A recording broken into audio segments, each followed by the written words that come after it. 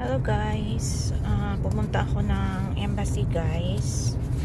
So hindi natuloy yung aking pag-renew ng contract kasi yung contract na dati na mayroon ako, binago na naman nila ulit guys.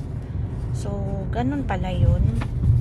Every time na ano ba yun, every year ba pinapalitan nila yung yung contract form.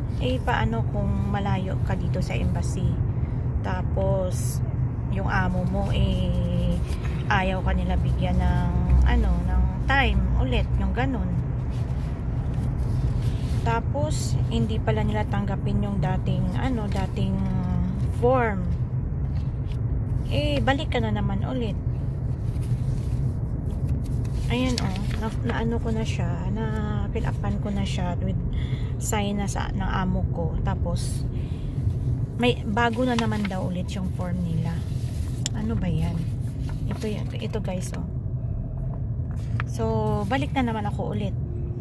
Sa akin guys, okay lang kung yung amo naman hindi mabait, payagan ka na bumalik ulit. Paano yung mga kababayan natin na kumbaga yung oras nila at saka malayo din sa embassy, paano na lang yun? So hindi ko alam. Comment below na lang kayo dyan guys kung anong gagawin dyan, kasi tulad ko may trabaho din. So syempre yung amo ko hindi naman palagi na bakante siya kasi busy din naman siya. Ito nga pinirmahan niya kagabi lang to, kagabi, tapos nilagay na lang doon sa may labas.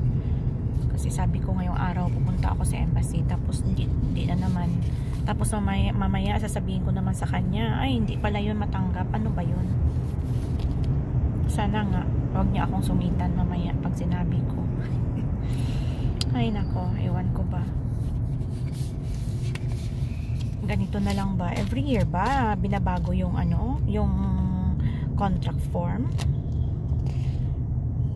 Ganito ba yun? Paano kung wala kang ganun? Tapos, ay nako, iwan ko. Comment below na lang mga guys. Thanks for watching.